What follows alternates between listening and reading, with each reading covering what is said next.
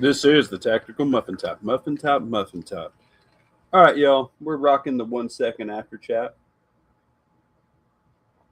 We will take a break. If I see a very important part in the book or whatever that I want to discuss or something pops into my mind, but other than that, in between chapters, we'll catch a break or whatever. We'll discuss some stuff in the chat. Sorry, it's hot. I just got back from a walk with my son. I'm pounding 64 ounces of water. So let's run it. Currently have 0 people watching. That's amazing. Thank you, YouTube. Let's run the book.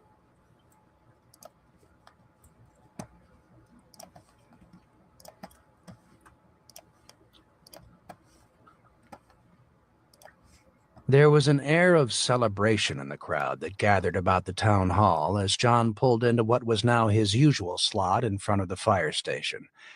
The fire trucks, which had been rolled out over a month ago to make room for the emergency supplies stockpiled inside, were still in place, still motionless, no longer sparkling, somewhat dusty.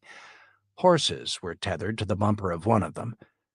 The crowd stood around expectantly, and many, seeing him approach, stepped back slightly, nodding greetings respectfully. All were showing signs of the effects after 35 days. Faces were thinner, pinched on some. Clothing, in general, was dirty, sweat-stained. Hair greasy, many of the men beginning to sport beards, and all of them stank. He wondered if this was indeed how people really smelled 100 years ago, the scent of a crowd of unwashed bodies. Or was it that 36 days ago people were used to sterility, terrified if their deodorant failed and they offended, nearly all taking a shower at least once a day, many twice a day in the summer? Was this now normal? Was this how Washington, Jefferson, and Lincoln smelled, so normal that it just was no longer really noticed? Tom appeared at the door of the police wing of the building, grinning. "It works!" A ragged cheer went up from the crowd, which then gradually began to drift apart, though many pressed up to the doorway and windows to look into the conference room, as if what was inside was some sort of miracle. John edged his way through and into the building.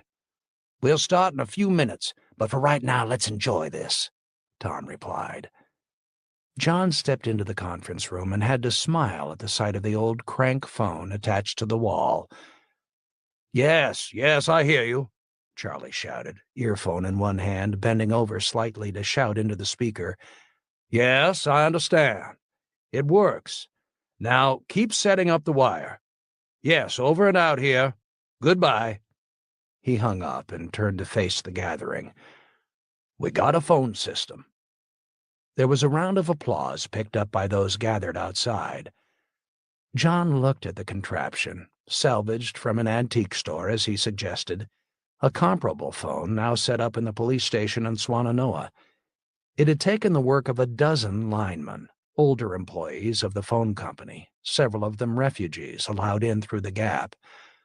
Fiber optics, modern wiring systems were out. They had to find old-fashioned copper wire, a hard task, but bits and pieces were salvaged from a variety of sources. A golden find, an old abandoned telephone or telegraph line of several miles along the railroad tracks. The wire had to be carefully spliced together, then strung on glass or ceramic insulators, most made out of soda bottles. It was the first line, the goal now to run it into Asheville. Remarkably, an old-style switchboard had been found in the basement of the granddaughter of a phone operator from the 20s. When the system had been junked back in the 50s, apparently the old lady had her board toted home as a keepsake. A couple of the elderly phone company workers were now trying to remember how to rig it up, an actual switchboard that could handle dozens of phones. There were other accomplishments. One of the junkyards in Swannanoa had successfully gotten a tractor-trailer diesel from the early 60s running. That had triggered intense debate as to who would get it, the fire department finally winning out, and on a flatbed were now attached hoses, ladders, and gear. They had even figured out how to use the engine as a power takeoff to run a water pump. Fire had become a frightful hazard. Those who still had food were cooking with wood, and home fires and brush fires were commonplace.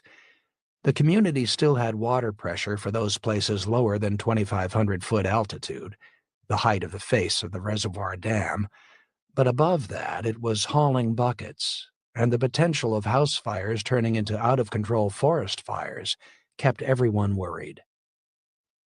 Between the two communities, there were now over 100 vehicles running, and more coming online every day.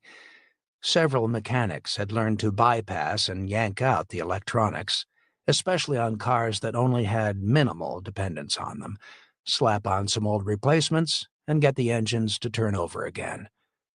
A moped shop had become highly successful at getting their relatively simple machines running again, along with older motorcycles.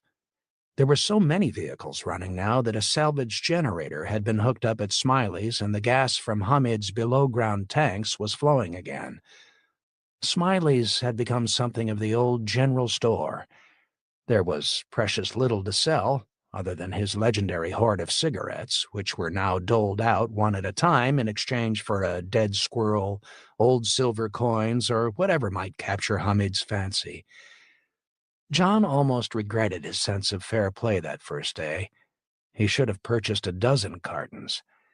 He was down to 5 packs, and rationing himself to no more than 5 cigarettes a day now.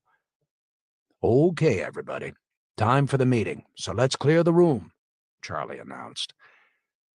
Those who had gathered to gaze at the phone reluctantly left the room. Charlie closed the windows and dropped the Venetian blinds. It was the usual group: Charlie, Tom, Kate, Doc Keller, and John. Carl and Mike from Swannanoa came down from their end if there was something directly related to them at the moment, but today were caught up with a forest fire up along Haw Creek that was threatening to turn into a real inferno. A ritual John had insisted on was now enacted, the group turning to face an American flag in the corner of the room and recite the Pledge of Allegiance. And then Kate led them in a brief prayer before Charlie announced the meeting was now in order. "I hate to jump the gun on the agenda, but I've got something important," John said. "What?" "Outside news." "Well, for God's sake, man, why didn't you say something when you came in?" Charlie asked. "Everyone was excited about the phone, and, well, frankly, some of it isn't all that good." "Go on, tell us," Kate said. "There's a station on the radio now, Voice of America." "Wow, when?" Kate cried. "I was driving last night, fiddling with the dial in the car, and it came in clear as day." "The radio?" Charlie shouted. "Tell us about it. My God, we got radio again." "The old radio in the Edsel. I don't know, I was just fooling with the dial, and suddenly it came in loud and clear, frequency at the old Civil Defense Band. We sat there listening to it for a half hour or so, then atmospheric skip, and it faded." "We?" Kate asked. He didn't reply. Michaela had come down to join them for a meal and check on Jennifer, and he was just driving her back to the conference center, which was now the nursing home and isolation ward for incoming refugees who were allowed to stay. "So what the hell is going on?" Tom asked. "They're broadcasting off the aircraft carrier Abraham Lincoln, part of our fleet stationed in the Persian Gulf when things started. They beelined it back here. They said the carrier was somewhere off the coast of the United States and was now the command post for relief and recovery operations. They said that help is on the way. Kept repeating that every 5 minutes. Said the nation is still under martial law." "No news there," Kate said. "What kind of help?" Tom asked. "Didn't say, other than relief supplies are coming from Britain, Australia, and India and China." "India and China?" Charlie asked. "Yes, struck me as strange. That earlier report about a weapon detonated over the Western Pacific." "Who we fighting?" Tom asked. "Didn't say. Just that Allied forces are fighting in Iran, Iraq, Korea. Good news is that Charleston, Wilmington, and Norfolk have been declared emergency restructuring centers." "What the hell does that mean?" Keller asked. I guess it means if we have some kind of functional assets overseas that didn't get hit, ships that can provide electrical power, aircraft, trained personnel, they'd be coming back here, and those are 3 local places. Charleston is the nearest, 250 miles away, Charlie sighed. That won't help us a damn bit. I know, John said. What about the war? Tom asked. Anything beyond the 3 cities? Kate interjected. Nothing else. Oh, yeah. The president is the former Secretary of State. She's in charge. No one spoke at that news. Apparently, the president died aboard Air Force One. They got him up in the air, and the plane wasn't hardened sufficiently to absorb the pulse. They didn't say what happened to the vice president or Speaker of the House. Nothing really that affects us directly, Charlie said, and no one replied. Strange. The death of a president, and now we say it doesn't affect us, John thought. That was it. Then they played music. What? Charlie cried. Music? Patriotic stuff. God Bless America. It faded out with the Battle Hymn of the Republic. John looked around the room. At least we know they're out there. The legendary they, Keller replied coldly. Doesn't help us here and now with what I've got to talk about. Go on, Charlie said. In fact, what you just told us, John, depresses the hell out of me. The thought that they're so close. Hell, a month and a half ago, a C-130 loaded with medical supplies could have flown here in an hour from Charleston. Now it's like they're on the far side of the moon. Doc, why don't you go ahead? Only 13 deaths yesterday, Doc said, and there was a murmur of approval, the lowest number since they had started to keep count. 2 were heart attacks. 2, though, were our dialysis patients. I think that is the last of them. Everyone in our communities who was on dialysis is now dead. No one spoke. We also lost one of our diabetics. Again, no one spoke, but John felt eyes turning towards him. Of course they knew. He stared straight ahead, saying nothing. And we had a birth. Who? Kate asked. Mary Turnbill, a healthy 6-pound baby girl, named Grace America Turnbill. Damn, that's good, Tom said out loud. 8 births so far, and only 1 lost child and mother. Not much of a statistical base yet, but still it's better than average compared to 150 years ago. Good work, Doc, Charlie said. Well, I better go from that to the downside of things. In one sense, we are in what I would call the grace period right now, the calm between storms. Our initial die-off in the first days, those needing major medical intervention, the first round of food poisoning, those woefully out of shape, as you know, approximately 1,200 deaths out of 10,500 total here in Black Mountain and Swannanoa. We still don't have an exact figure on those who got in the first few days, but it had to be well over 1,000. So let's put our total number at 12,000. Now back down to roughly 10,000 or so.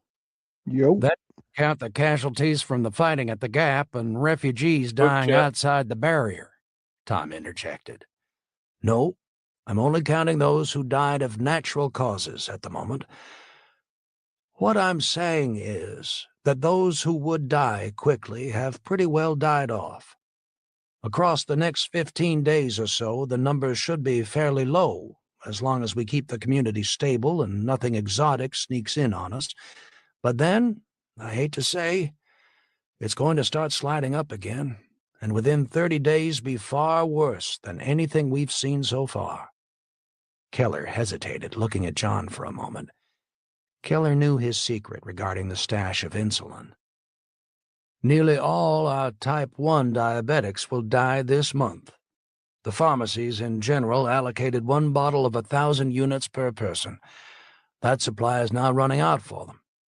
So we can expect all of them, approximately 120 in our communities, to start dying. No one spoke. Other deaths in the coming month? Severe asthmatics running short on their rescue inhalators. Severe heart arrhythmia patients running out of beta blockers. So I expect we are in the middle of the lull before the next wave hits.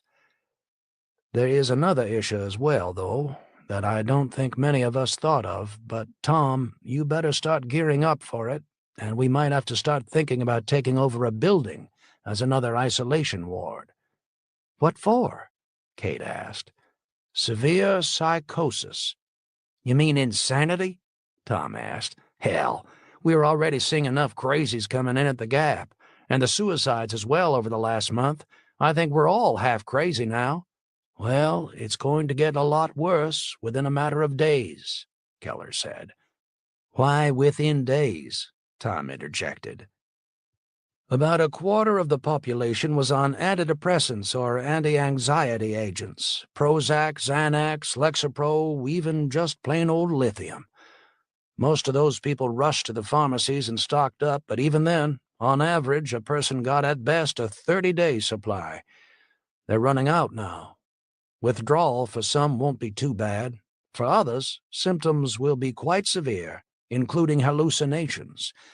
Compound that with the stress we are under already. What's up, Justin? As an old-time doc, I'll be the first to tell you quite a few on these meds were just mildly neurotic, living in a very pampered society where it was almost obligatory to have some sort of disorder. But seriously, roughly 5% of the population do have severe disorders, and 1 to 2% dangerous disorders that include severe paranoia and potential for highly aggressive behavior. In other words, expect a lot of insanity, Tom said. You'll be the one dealing with it, Keller replied, and I think your people better be briefed on it. Not too long ago in our past, families suffered with it, keeping their crazy Uncle Louis restrained or locked away or shipped them to state hospitals, which were indeed snake pits. Where do you think the word Bedlam came from? It was the hospital for the insane in 18th century England, and if you saw the old prints, a true hellhole. We haven't dealt with this ever since all the modern meds started coming out in the 60s and 70s. That and the changing of laws that pretty well stopped involuntary commitment except in extreme cases emptied the hospitals.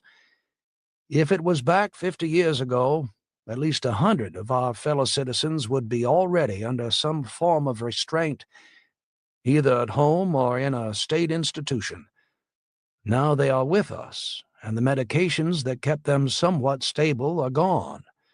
Hundreds more are in varying degrees of instability as well. What I'm trying to get across is that we'll have upwards of 1,000 people in our community who are in varying degrees of psychological unbalance, not related at all to the crisis, but instead to their forced withdrawal from medications. And at least 50 to 100 will be extremely dangerous to themselves or to others. Severe paranoids, schizophrenics, delusional personalities, several living here with criminal pasts, but who were declared insane, treated, then released back into the community. I think, Charlie, you are going to have to authorize me to be able to declare people to be mentally unstable and to then incarcerate them by force. We'll need then to find people to tend to them and also decide how we deal with food distribution to them. Charlie sighed, rubbing his beard, and then nodded. I authorize you to have the authority to declare a person to be mentally deranged and to have them incarcerated, if need be against their will or that of the family. Tom, you will be responsible for arrest. I'll post that notice later today. Keller nodded. I think in at least 30 or 40 cases we should move preemptively, meaning now, even if they still have some meds left. As a doctor, I know which of my patients were truly over the edge long before this happened. Patients who had repeated hospitalizations and incidents. Tom, you would know some of them too, from incidents that led to their going to a psychiatric unit or jail. I think we should grab those people now, before it gets bad. One thing, John said quietly. Go on. keep in the back of our minds how that power was also used to lock up those that neighbors just didn't like, political dissenters, and in a darker time, the belief that insanity was satanic and the resulting witch hunts. We got a couple small churches in this community that are already preaching that this disaster is God's punishment to a sinful nation, or that it is now the end time. I never thought about what Doc here was saying in regards to mass psychosis, but we might see some of these deranged people being seen either as prophets, if they have a good gift for gab, even though they're crazy, or, on the other side, demonically possessed. Damn, this is starting to sound medieval, Kate sighed. We are medieval, Kate, John shot back. If we got people going off the deep end, and definitely if there is prior record of severe mental disorder, yes indeed, we'll have to lock them up for everyone's protection. All we need is a bunch of people following some mad prophet around, or a mob stoning a witch, and it could come to that. But it's a fine line, and we can't go overboard on it.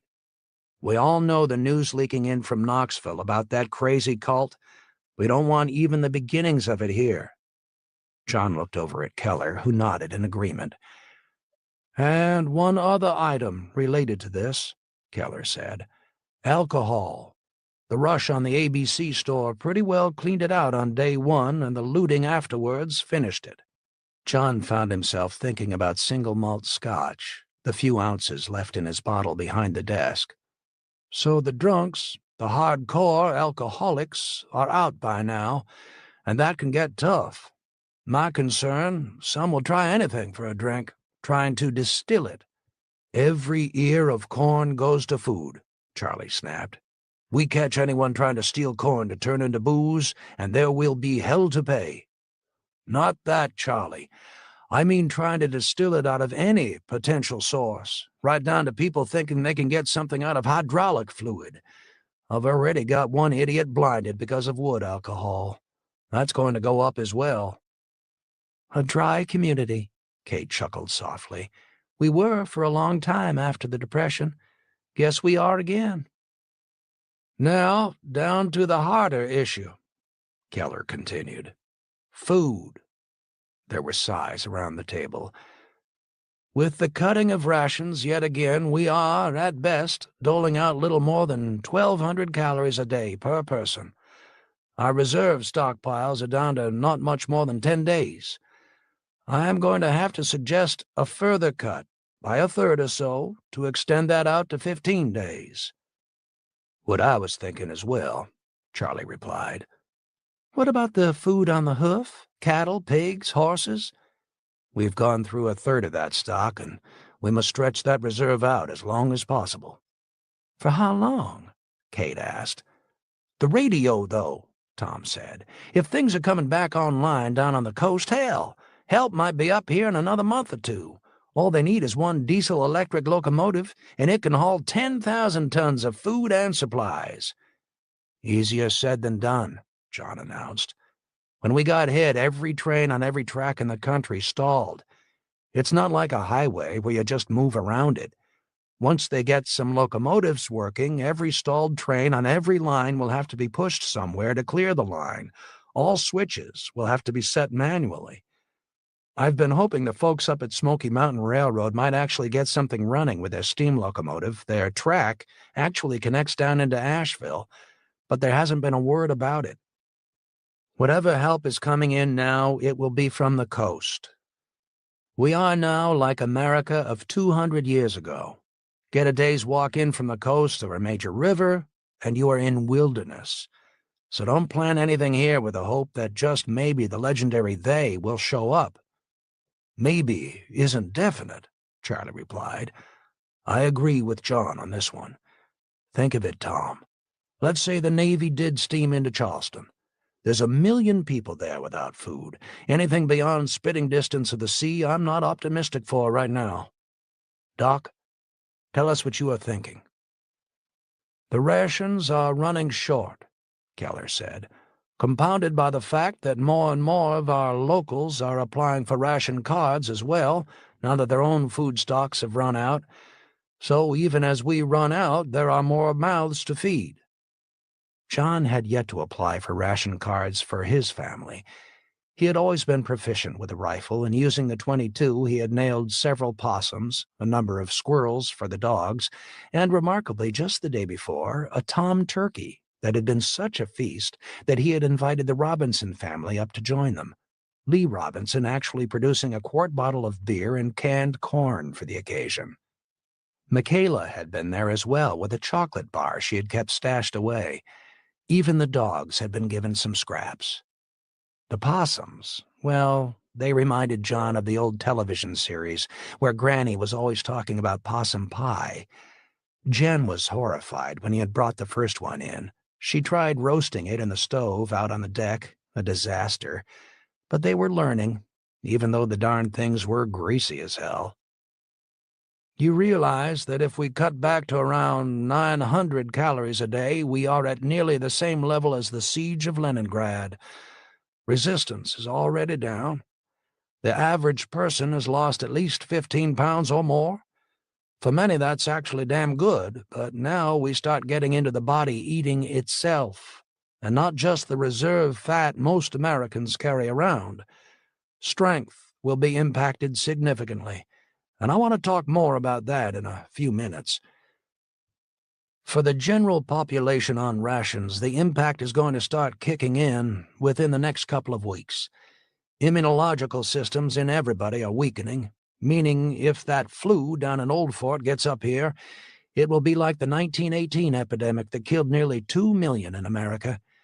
I'd estimate 10% of us dying in a matter of days if flu breaks out. I think, Charlie, that we will have to shut down our free passage through the gap or change the procedure. Lord knows how many flu carriers are walking along our interstate every day heading west. Charlie sighed and looked over at John and Tom. We do that, Tom said, there'll be more riots. Getting those people moving further west has prevented any more problems since the big riot of 2 weeks back.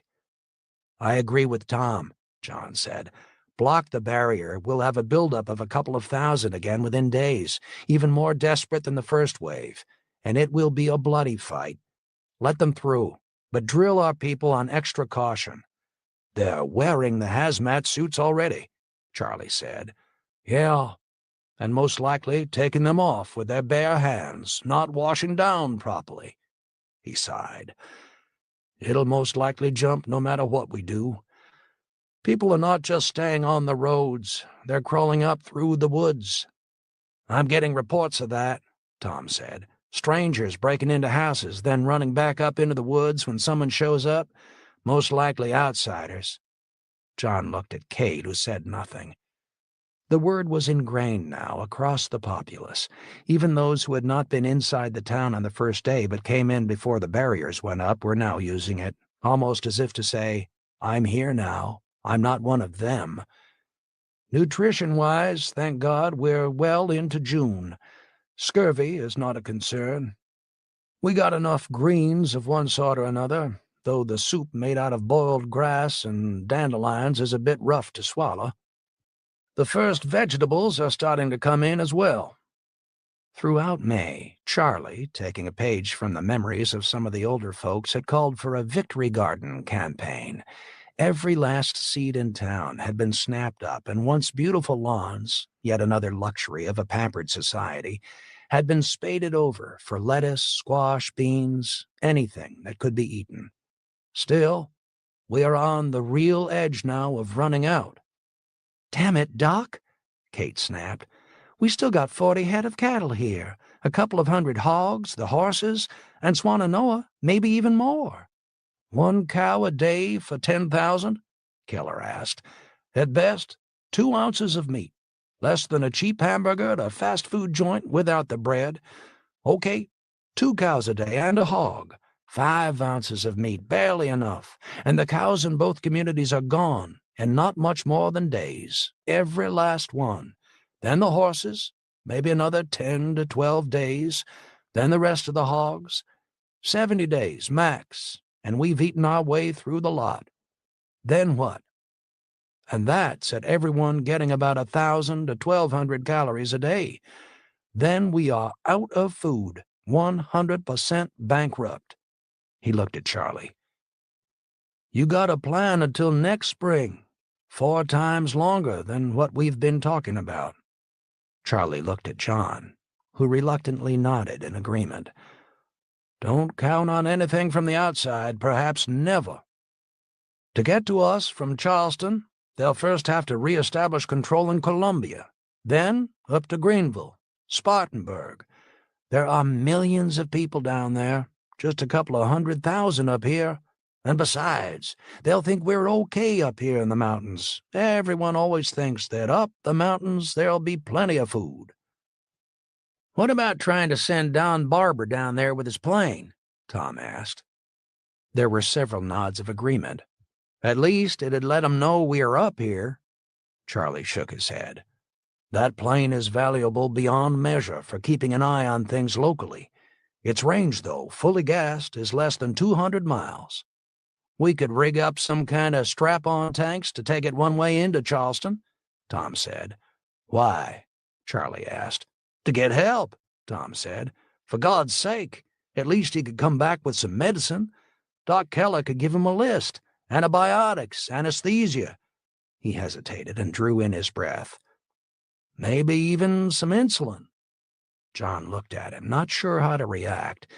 It was as if a taboo had been broken, to not speak of the threat to Jennifer. He could see the look in the police chief's eyes. They were filled with compassion. John couldn't speak. A flash thought that maybe Tom was right. Surely whoever was down there would answer their appeal. I'm sorry, Tom. It was Charlie, speaking softly. And John, God in heaven knows I'm sorry for you too. But I have to say no. John couldn't speak, feeling that his worst nightmare had just been laid bare before this group, that a decision he now desired was obviously for himself, and the logical one that he knew Charlie would drive for, he would be forced to agree with, even though he wanted to stand up and scream for them to agree with Tom, or he'd quit being on the council. He was embarrassed to realize he was actually trembling, eyes filling up with tears. It is a hard question of logic, Charlie continued, unable to look directly at John. We definitely do have Don Barber's plane. We need that to keep an eye on the territory around us. It is crucial for the survival of all of us. We all know the rumors about various gangs starting to form up. Only Don Barber and his L3 can give us advance warning if they are coming this way. Sure, the Navy might be down there in Charleston, but John, you yourself said there's millions of people along the coast they are already tending to. And besides, I think Doc Keller would agree with me. How much insulin do you think they carry on board Navy ships? Most likely none at all. And what was down there has most likely already been used. John lowered his head. He did not want anyone to see his tears. If I was in command down there, Charlie continued, his voice sad, remote, I'd give Don Barber some platitudes, maybe a few bags of antibiotics at best, and a promise that help was on the way. I will not risk our only plane for that. And besides, worst-case scenario, they just might confiscate Don's plane, and that would be the end of it. If they are starting to rebuild down there, it will be a step at a time, Charlie continued.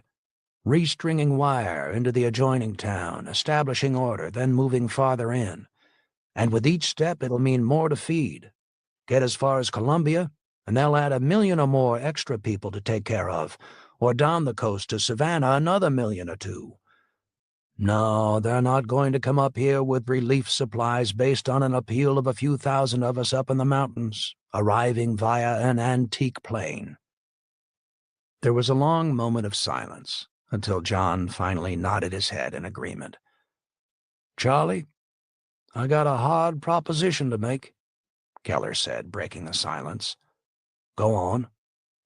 So far, we've been very egalitarian about the food. Everyone on the same rations, young children and expectant and nursing mothers the only exemptions for getting extra, something absolutely no one would object to.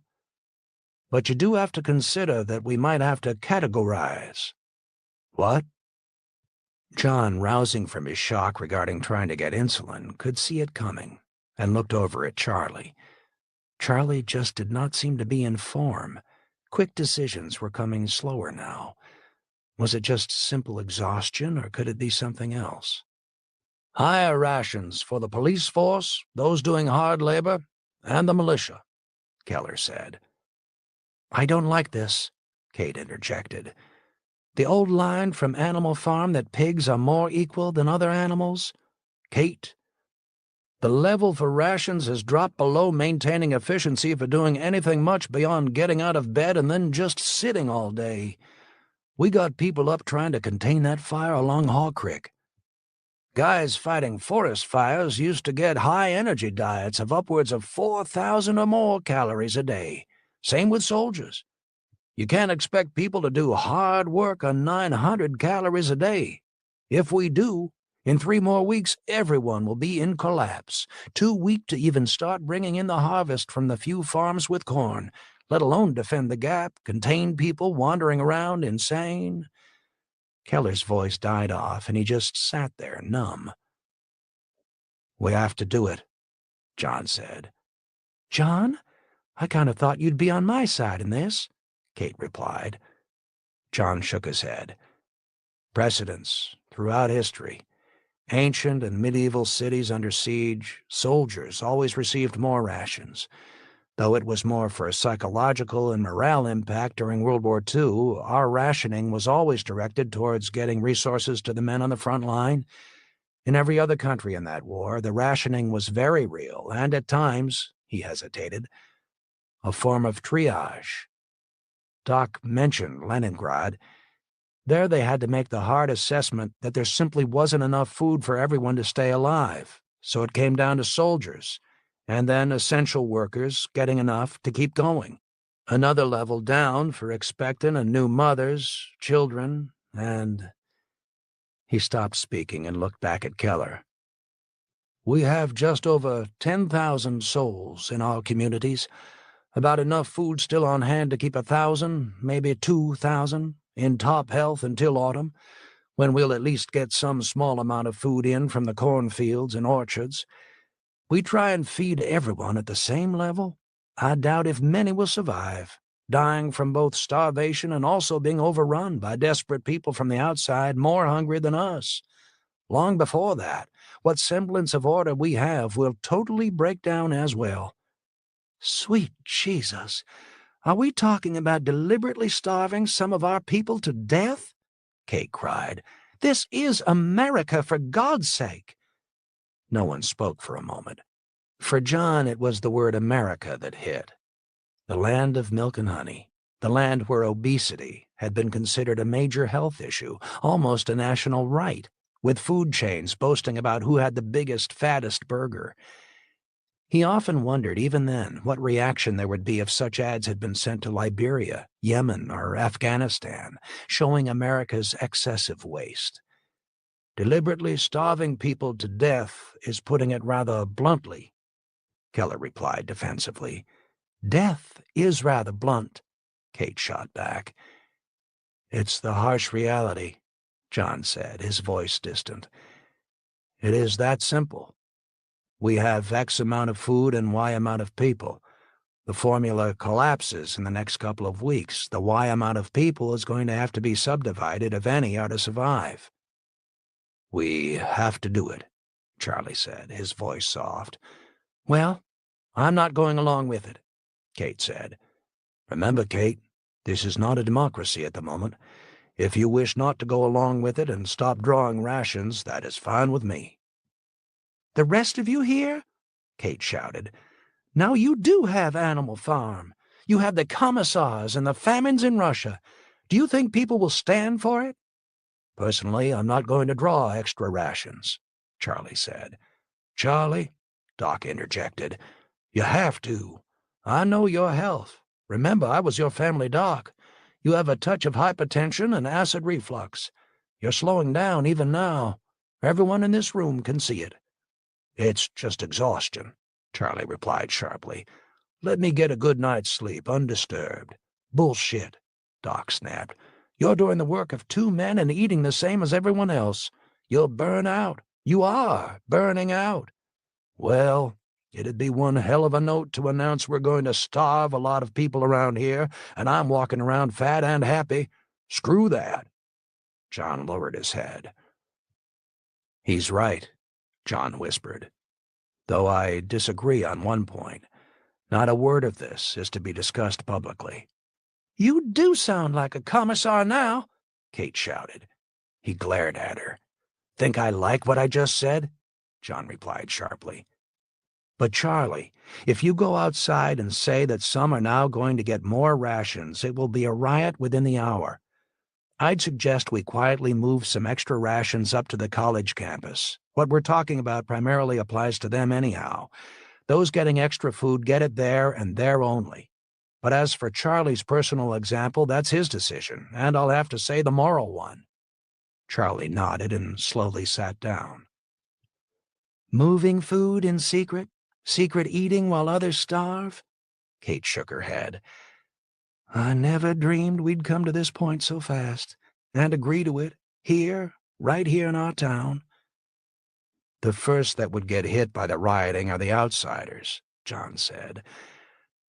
"There's been a semblance of acceptance, some bonding, that would disintegrate, Kate, and I'm willing to bet would turn into murders and lynchings. A massive scream to throw everyone out who wasn't living here the day of the event. Then our 2 communities will start glaring at each other. Frankly, Swannanoa has more food per person than we do, a lot more, with their extra cattle and hogs. We'll split, and those here will start screaming about marching there to take their cattle. You hear that, Kate? It's like something out of ancient history, the Bible. We'll be raiding each other for cattle. Then it will be every man for himself, and we'll all die as a result if someone from the outside with some organization and strength then comes rolling in. There's your choice, Kate. Go ahead. What should we do?" She glared at him, unable to reply. John looked over to Tom, who had remained silent throughout the debate, and Tom nodded in agreement. "I know I couldn't keep order. I'd have to call in the college militia, and even there most of those kids would be defined as outsiders as well, and the mob ready to turn on them. It would be a hell of a mess, Kate. John's right, we have to do this, but we have to keep it quiet." "So, in other words, hoard some food for a select few, do it in secret so that by the time the rest of the people figure it out, they'll be too weak to act." John stared at her. "Yes." "You bastards." "Kate, it's been this way throughout history. America, though, hasn't faced it since—" He paused. "Maybe parts of the South in the Civil War. Even then, that was just limited. We've never seen anything like this before. But in reality, it has to be done if any survive. We can't keep social order, defend ourselves, and at the same time give out some kind of equal amounts of food to everyone else. If we try that, everyone will die. I won't accept extra food." "No one is forcing you to," John said softly. "Kate, you cannot discuss this outside this room," Charlie said sharply. She glared at him. "Or what?" "I'll have you arrested." "Sig Heil, mein Führer!" And she raised her hand in the fascist salute. "Damn it, Kate!" Charlie snapped, his voice almost breaking. "I don't want this any more than you, so don't ride me on it." She lowered her head. "It has to stay in this room," John said sharply. "Are you getting an extra?" Kate asked. "Hell no. We're still getting by." "All right, Charlie. You don't take extra rations. None of us here do, and I'll go along with it." "Tom has to be on the list for extra rations," Keller said. "Like hell." John looked at Tom. His rotund pre-war form had melted away quickly, belt drawn in now by several notches. "All police, firefighters, the militia, those doing essential work," John said, "and gravediggers." There was a long silence. "And Doc, you too," John said. Doc nodded. "I won't hide behind false heroics. I hate the thought, but I know my performance is degrading fast. I said a compound fracture yesterday. One of the Quincy boys fell off a horse. I thought I was going to faint towards the end of it. If we don't have doctors and nurses in this town who can function, well, we're all dead anyhow then." "How many will we lose?" Charlie asked. "When?" "You said the curve is going to start going up again. How many do we lose in 2 or 3 months?" Doc looked around the room. 1/3 to 1/2, if we follow the plan just outlined." "And if we don't?" Kate asked. "We drag it out a little longer, Kate, but not much more than 30 days extra. Then everyone will be dead by winter." No one spoke. "Malthus is finally being proven right," Charlie said. "Our population here is 3-4 times higher than the carrying capacity. It was all about infrastructure. Out in Southern California right now, I bet hundreds of thousands of tons of vegetables are rotting. The Midwest will be up to their eyeballs in unpicked corn in another 6 weeks, but there is no way to get that from there to here." Silence. And John knew all were dwelling on food, the standard thoughts of someone going into starving and malnutrition. He could picture the hundreds of thousands of head of cattle out in Texas and Oklahoma. For that matter, just 200 miles east of here, the hog farms. They were contemptible, usually rammed into poorer communities, 5,000 to 10,000 hogs raised at a clip in sheds where they could barely move from birth until slaughter, the stench and pollution killing property value for miles around. And to have one of them here now would be greeted with people falling on their knees and thanking God. But even then, John realized, it wouldn't work. The farms were dependent on hundreds of tons of feed being shipped in each week. If those farms had not already been looted, the waste going on was most likely beyond imagining. The animals starving to death. People who almost thought meat was grown inside a pink foam package, now trying to chase a hog down, kill it, and dress it. No, they'd cut off what they could. Others would join in like vultures, and half of it would then just rot in the sun. If the hogs escaped, they would be into the woods now, wild boar in short order and damn dangerous. Charlie finally stirred. "Anything else?" Silence. "Minor point, but it's starting to get dangerous. Dogs." John looked over at him. "A lot of dogs are starting to run loose now. They're starving and they're going wild. We had an incident up on 5th Street last night. 2 children got cornered by a pack of dogs. Fortunately, the father had a shotgun and dropped several of them. The rest took off." After the grimness of the previous conversation, John knew he shouldn't be reacting so hard, but he suddenly felt a tightness in his throat. The 2 fools, Zach and Ginger, were indeed getting hungry, begging ferociously at every meal, and yet still the family would share a few scraps. Most of the squirrels John had dropped over the last week had been tossed to the dogs raw. "I think we have to order the shooting of all dogs in the town," Charlie said. "No, damn it, no!" Tom snapped. "I'll burn in hell before I'd go home and in front of my kids take Rags outside and blow his brains out. No way. If they're running loose and proving to be a danger, sure, but not that." "What did the father do with the bodies of the dogs he shot?" Keller asked quietly. "Jesus, I never thought of that," Charlie replied. "How many dogs in this town?" Keller asked. "At least a couple of thousand.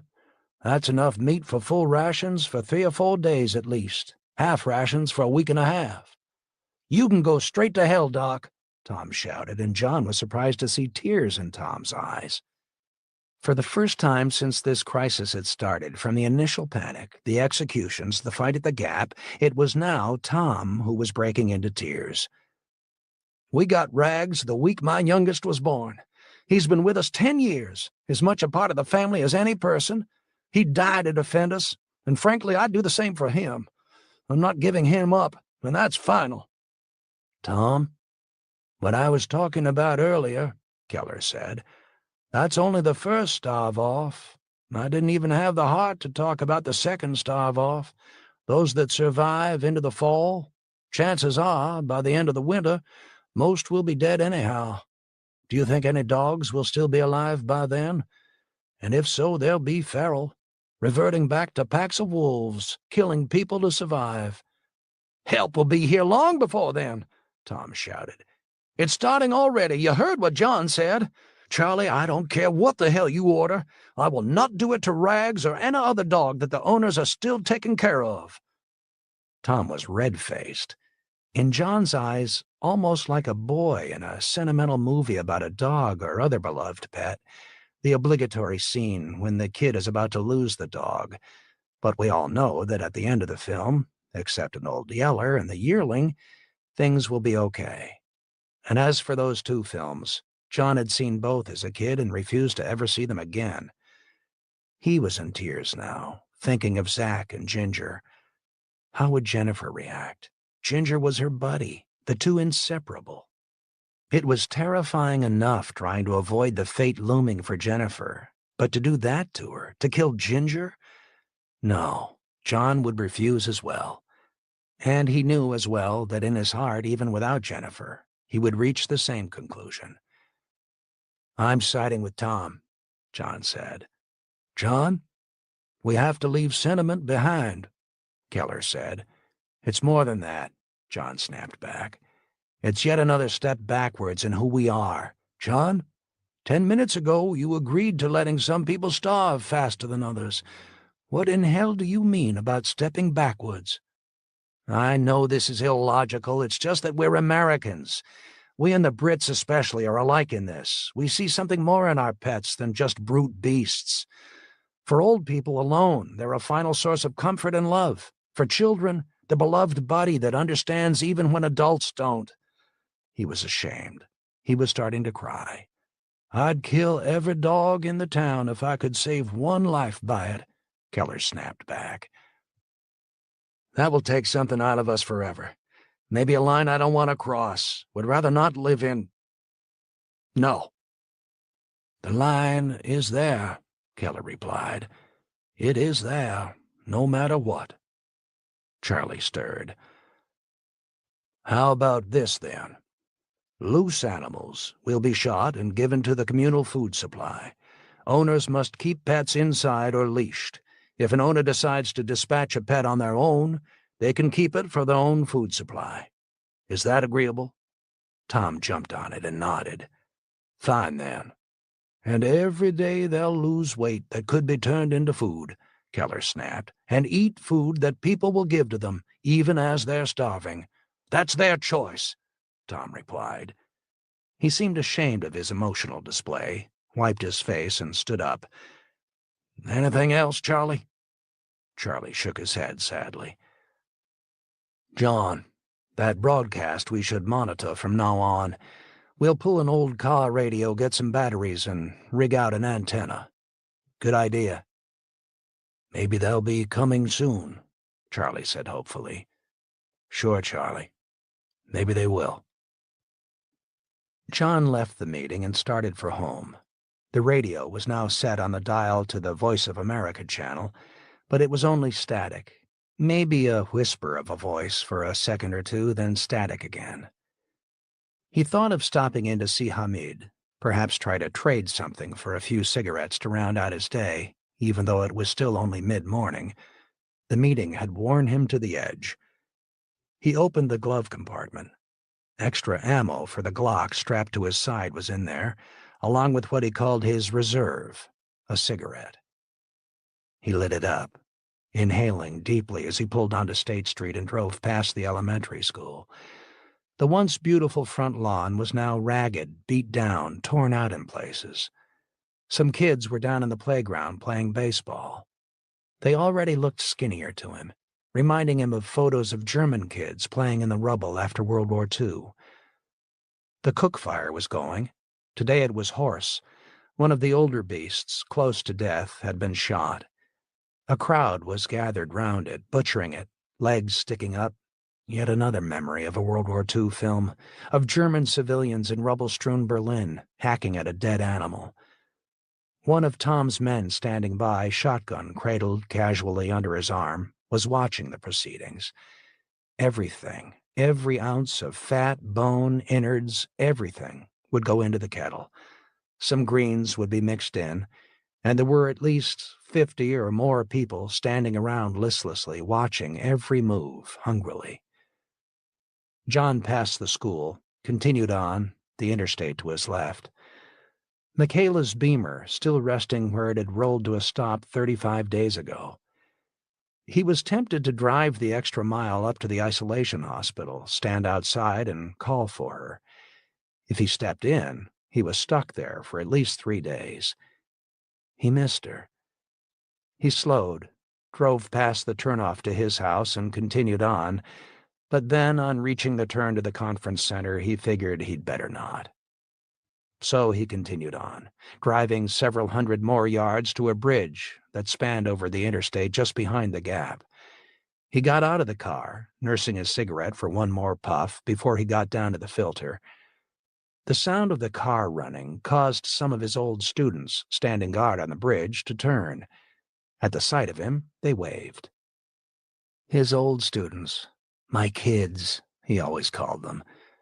Hell, Mary and I were the same age when we met, and no one could have defined us as kids to ourselves, and she most definitely was not a kid at 20. He remembered so many insane nights with her, when neither got a wink of sleep till dawn, and then they went to classes.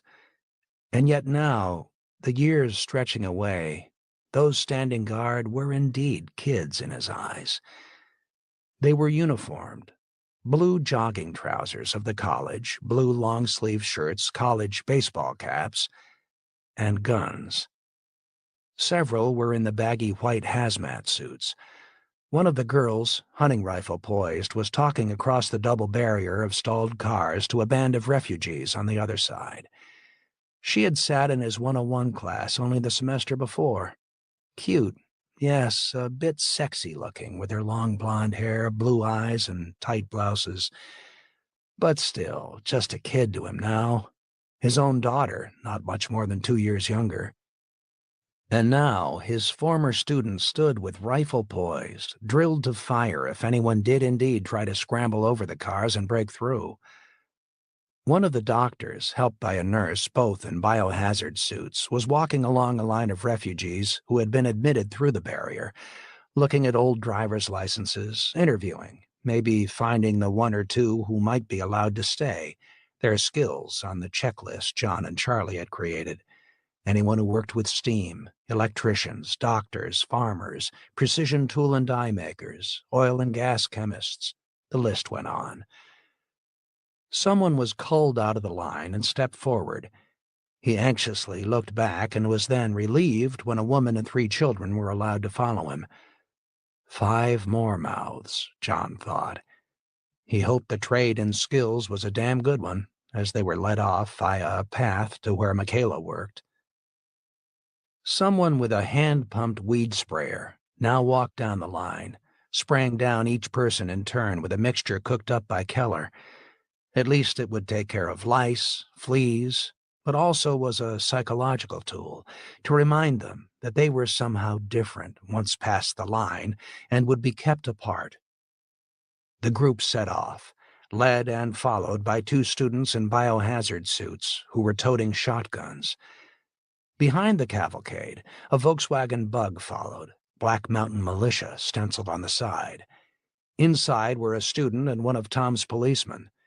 Any weapons confiscated from the line of refugees piled in the back, to be returned once they reached the far side of the barrier at exit 59. "Hey, Colonel, sir!" It was Washington Parker up by the barrier. John waved.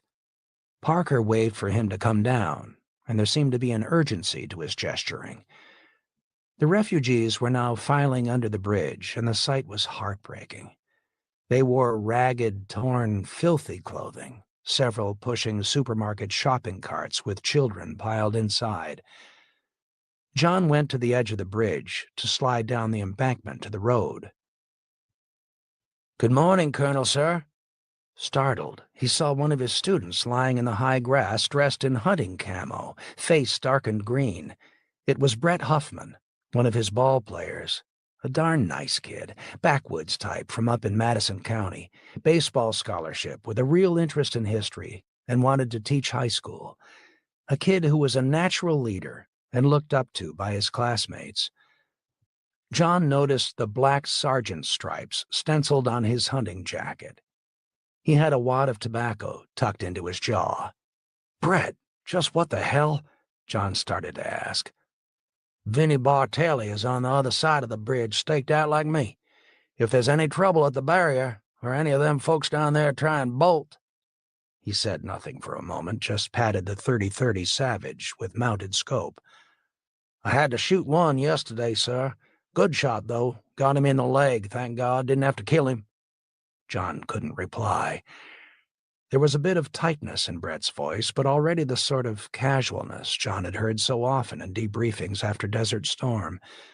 Good young kids trained to be killers and trying to be hardened to it, though it was still a shock. "I guess, though, with a .30-30 through the leg, he's a goner anyhow." "You did what you had to do," John offered reassuringly. "Still, sir, reminded me of my first deer. Same kind of feeling, maybe a bit worse. Take care of yourself, Brett." "Yes, sir." John slid down the embankment and out onto the road. He looked back. Brett was impossible to see. It registered. So many of the college kids from small towns, more than a few hunters or Boy Scouts or just outdoor types. Of course they'd learn, and darn quick. The refugees were moving along on the other side, a long, strung-out column. They moved slowly, a few listlessly looking up at John. They were like something out of another age. Some so obvious, caught ill-prepared. A man in a three-piece business suit, scuffed, worn dress shoes, bandage around his head. Looked like a lawyer or upper-level corporate type, with no skills to sell here for a bowl of watery soup. Parents, side by side, exhausted, pushing a shopping cart, the wheels worn, squeaking, 2 children inside, both asleep, pale-faced. Some refugees were actually barefoot. Few had realized on that first day what a premium would soon be placed on shoes, good shoes, for walking, a lot of walking. He cursed himself for not thinking of it as well, and grabbing some extra pairs from the camping supply store the first day. Civil War campaigns had often hinged on which side had better shoes, which usually wore out in little more than a month of tough campaigning. Those hiking 150 miles in wingtips, or even just plain old canvas tennis shoes, were soon down to nothing, and more than one walking by actually had a different shoe on each foot. A woman, who reminded him a bit of Michaela on the first night, very sexy gray business jacket and skirt, stockings still on but absolutely shredded, heels knocked off her shoes to try to make them more walkable, was limping along.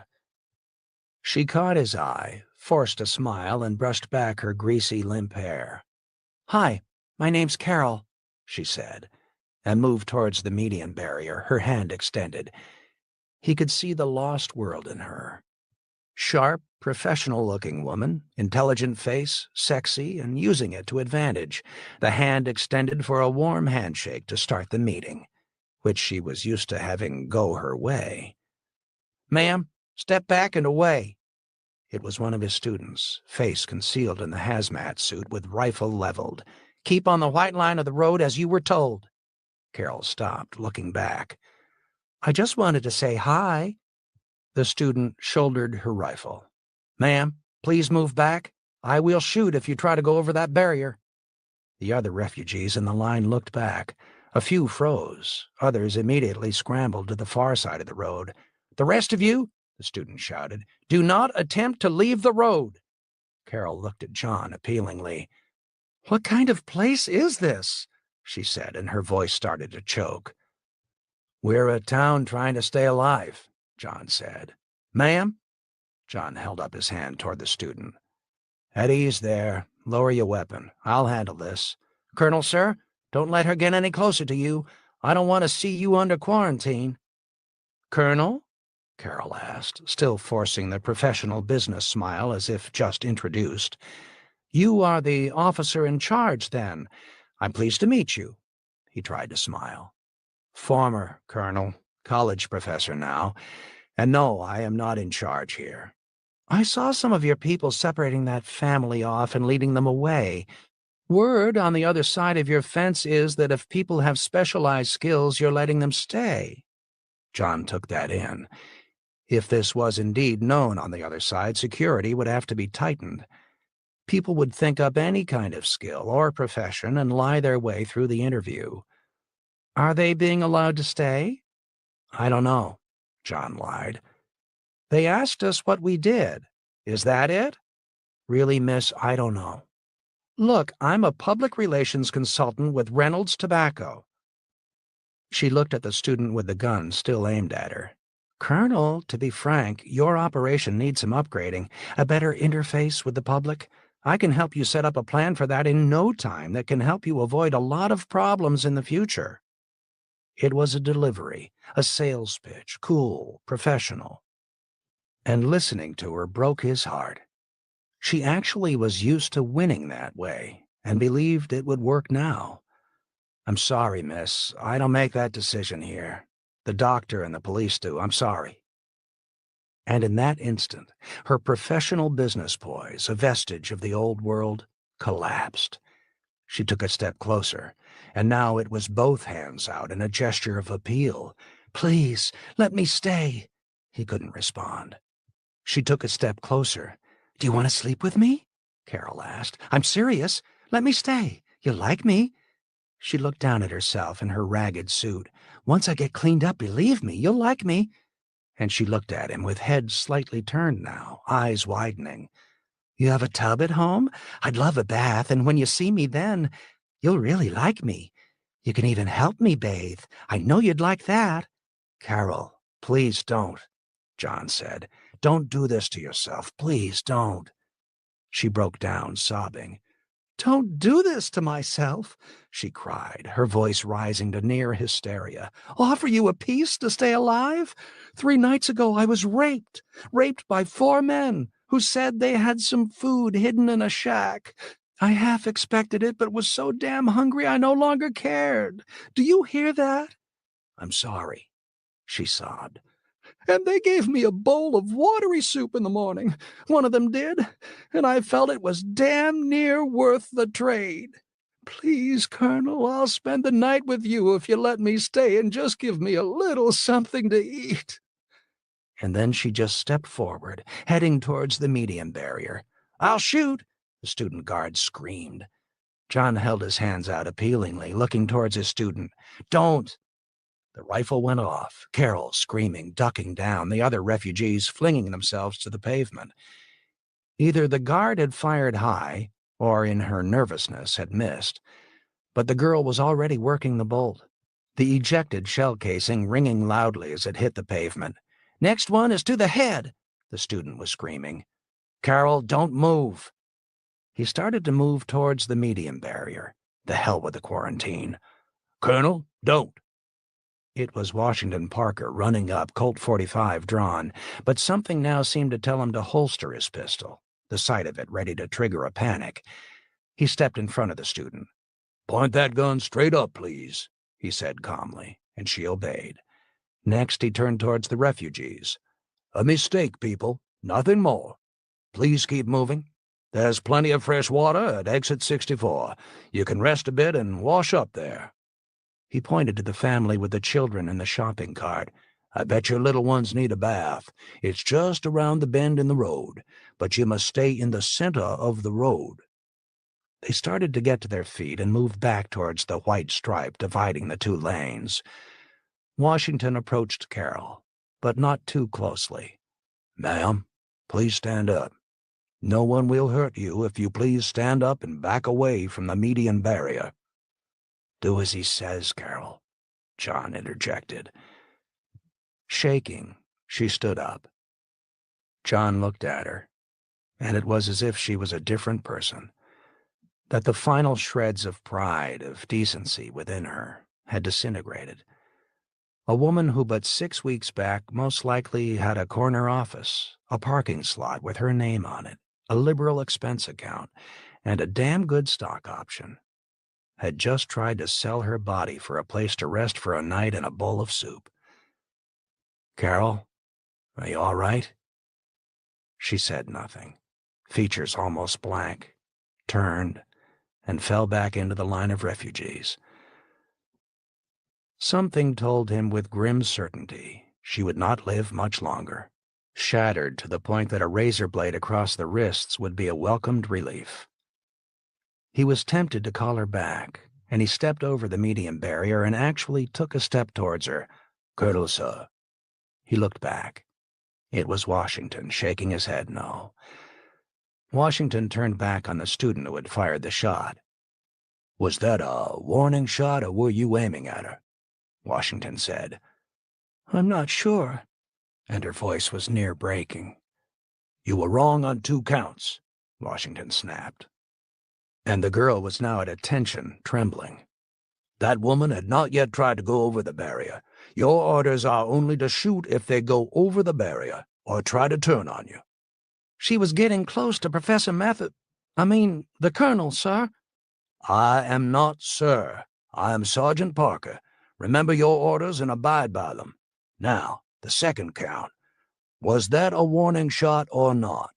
Remember, I told all of you I am the only one to give a warning shot. If you shoot, then do it to kill. A warning shot is a wasted bullet, and we've got precious few of them." "I think I aimed at her." Washington snatched the gun from the girl. "Go back up to the barrier. You can help interview the refugees. I'm sending someone who has the guts to aim right to your place." The girl, crestfallen, turned and walked away, her shoulders beginning to shake. Parker shouted for one of the boys by the barrier to walk escort with refugees, and John came up to his side. "A bit hard, perhaps?" Washington asked. John shook his head. "I've told my girls repeatedly, if you are going to shoot, shoot to kill. But that pathetic woman did not deserve to be shot at." "I know," Washington sighed. "What did she do? Offer to sleep with you?" "Yes." "I get it 20 times a day, and it's not because I'm good-looking," Washington said, his attempt at a joke falling flat. "Sick. I'm hearing more and more stories up here about rape, murder, stealing, even of baby formula. It's getting desperate on the road. You were going to offer to let her stay, weren't you?" "Yeah, you could see it. She's far over the edge. I think she'll be dead in a few more days." The two looked towards Carol, who was at the back of the column, staggering along. Washington sighed. "Yeah, God save 'em. You're right. You can look at these people and tell who still just might pull through. Poor woman, she's not one of them. No place in this world for her now, and what she has left to sell is fading." John lowered his head. "Damn all this," he sighed. "I'm now seeing hundreds like her every day," Washington said wearily. "Sir, we let one in beyond those that can help us all survive, we break down." He couldn't reply. He thought of the piece of a candy bar in his car, a survival ration if he got stuck. He was half tempted to go get it, but if he did, it might not be there for Jennifer when she needed it. "Maybe she'll get lucky," Washington said. "Maybe some guy farther down the road will take her in." God save us if we are really at this point already. "Sir, I saw it in Nam. Hell, 19-year-old GIs thought it was heaven. A piece for a couple of bucks? But you looked at those girls, and I tell you Southern Asian girls are some of the most beautiful in the world, and it made you sick. 15-year-old kids that should have been in school, out selling their tail to feed their parents and kid sisters and brothers. And now it's come to America." Washington shook his head. "Damn all war," he sighed. You wanted me down here for something? Some bad rumors starting to come in this morning. I think Charlie needs to know. I'm going to head back into town shortly to tell him. What is it? Refugees are talking about something called the Posse taking over the interstate. They're down in the Charlotte area. Some said they're moving up Interstate 77 towards Statesville. Have a lot of vehicles that run. The Posse? Hell, it sounds like the Wild West. No, it's worse. The Posse was a name for a pre-war gang with branches all over the country. Punks, gangbangers who would pop a bullet into someone's head as a joke before this even started. Drug dealers, the scum of the earth long before we ever got here. And the ones most ruthless to survive now that our worst nightmares have become real. John realized just how really isolated their small town was.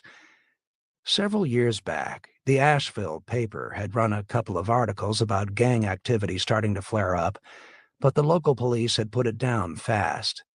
The Posse. One poor woman we led through with the last bunch said she was held prisoner by them for several days and escaped. Don't even want to talk about what they did to her, but it was beyond sick. Everyone's talking about it on the other side of the barrier. Sort of like an urban legend running with the refugee bands on the road. Some say 1,000 or more, and well armed. They're moving like ancient barbarians out there. Damn, John sighed. And yet again, movie images, the Road Warrior films, and all the cheap imitations of the genre back in the 1980s and early 1990s. I think we better start getting more vigilant. Just a gut feeling if this is real, they'll finally head our way.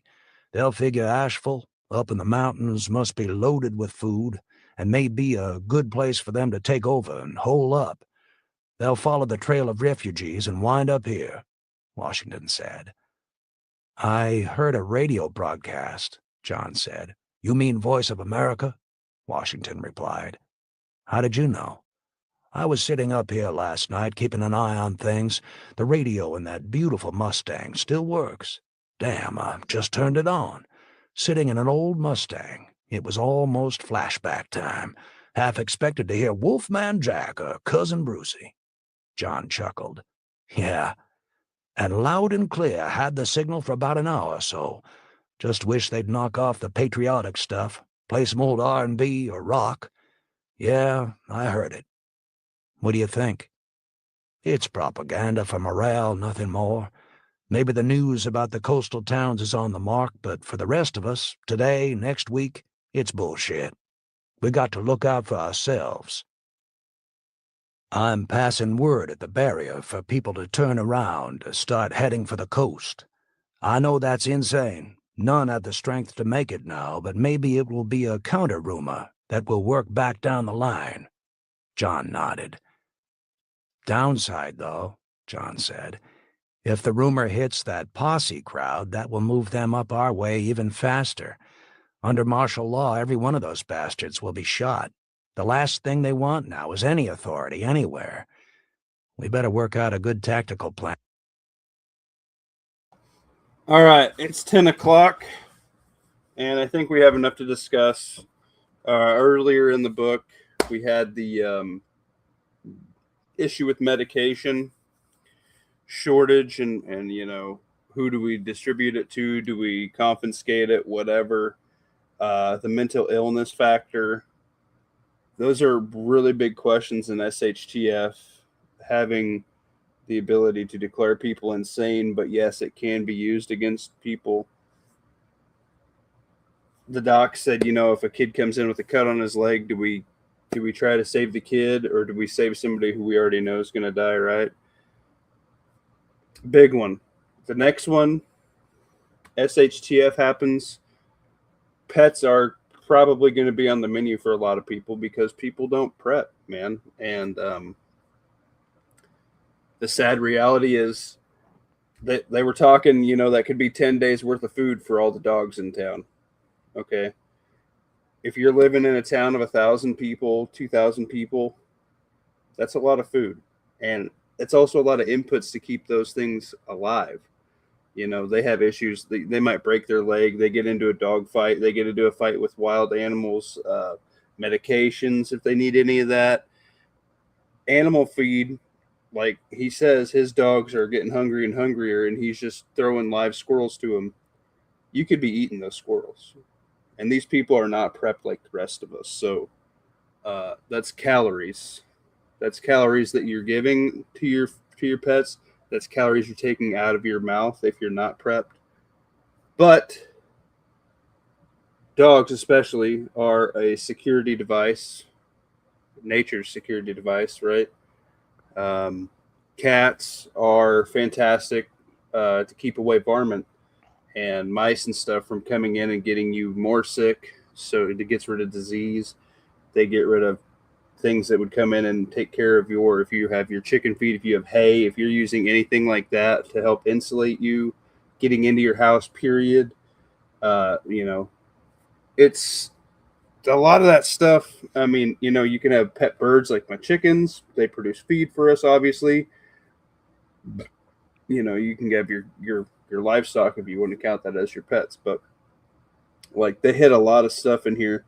They hit martial law. They hit how to juggle around large influxes of people and get them in and out of your area. Prostitution is a very ultimate form of desperate people. It will happen when people have nothing else. They'll return to the oldest thing in the book. What's up, Chance Paladin? I finished your first book, by the way. Sex and soup. Yeah, I mean, unfortunately, that's something. Some people, that's all they're going to have. Martial law is a thing, and if something like this were to happen, and I'm in Nebraska, the government's not going to come here to help us out. We're going to be kind of like these people up in Black Mountain. They're not going to. They'll be like, oh, these guys are out in the country. They have food, blah, blah, blah. They're fine. They're not coming here to help. They're going to go to Washington first to protect the government. And then they're going to go to where all those bunkers are. They're going to make sure all those pieces of the government are held together before the pieces of the public. They don't give a crap about us. And then it's going to go to military command. And it's going to go dun, dun, dun, dun, dun. You're not even in the top 20. Okay?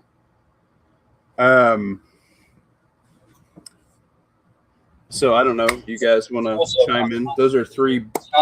Self-serving. It's continuity of government. Sure. Better word to deny.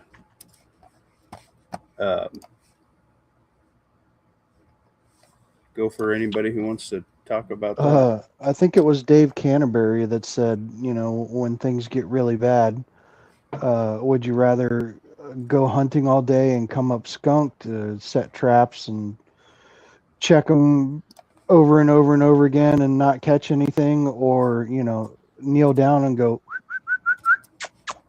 right? I mean, unfortunately, that's a thing. And when it comes to like their food rationing and everything, those are hard decisions. But obviously, anyone who's working and like keeping everyone else alive is going to need, what they need to not pass out. Yeah. If you're one guy that you have available to watch everyone else overnight fucking passes out from lack of food. Anybody you don't have anybody watching. Yeah, nobody's watching. Anybody who's looking for an opportunity. If you have one dentist, or you have one pediatrician, or you have one doctor, that's a pretty important one of. Big time important one of. And the whole refugee situation, like not letting people in, that is. I just hope that I'm not put in that situation. I'm not going to be like taking advantage of women, but like people showing up with kids, that is going to break me. Yeah, but try and turn them away. Think of it if it was your wife, your son, and like your grandkid. Are you going to take food out of their mouth to feed some rando? You're probably Yeah. not. You're probably not. Yeah, Especially if it gets that dire. Like, you're 2 pounds. At first, when I first started prepping, I watched the Prepared Suburbanite, and he's an older dude. I think he's like 68, 70, somewhere in there now. And he had a tote that he was making because he said that he couldn't see a starving child leave his doorstep, right? So he was getting those 2 pound, 1 pound, whatever they are, packs of rice and beans and some bouillon and like oatmeal and, you know, the ramen and all that. And he said that's what he was going to give up a little thing. So it's like, hey, here's the 2 pound thing of rice, here's a thing of beans, here's some seasoning and and some oatmeal and some instant mash, you know, whatever his little care bucket was, and he made 10 of them. Okay, an SHTF, if you're 6 months in and you can't go to the store for 6 months, most people can't really make it 6 months, dude. You are not going to hand out that food because you don't know when you can get more. And yes, Chance, children will be exploited. It's the safe path. People use them now. Children are used for all kinds of things: drugs, sex trafficking, manipulation. So are women, so are men. I mean, we're all have strings that can be pulled, and this, that, the other. It could be a mom with her kids in another house across the road with some dude with a knife on their throat saying, you go get food or you're going to come back and they're going to be dead.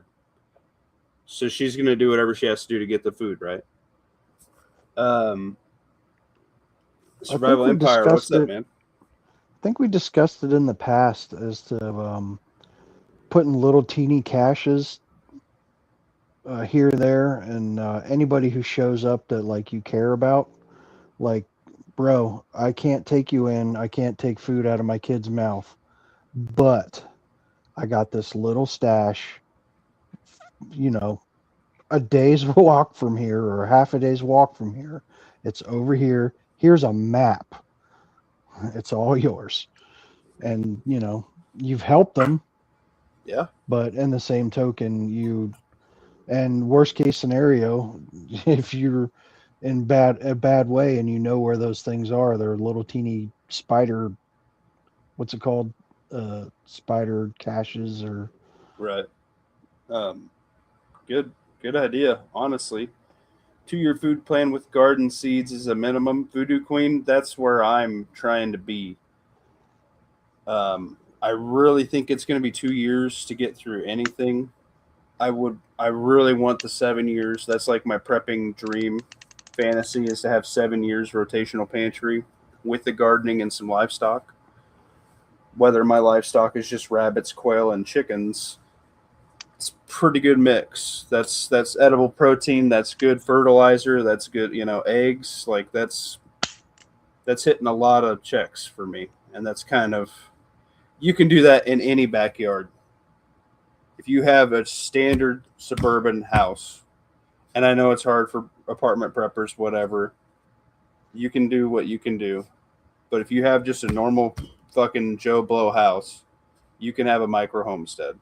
Bear Independent did it. A whole bunch of people have done it. Most people have started there before they moved operations to a bigger location, and then they produced even more, and then they sold their stuff. Like, if that's where you want to be and that's what you want to do, and those are hobbies that you can do, ultimately that's like it, right? Like, those 3 things are the prepper staples.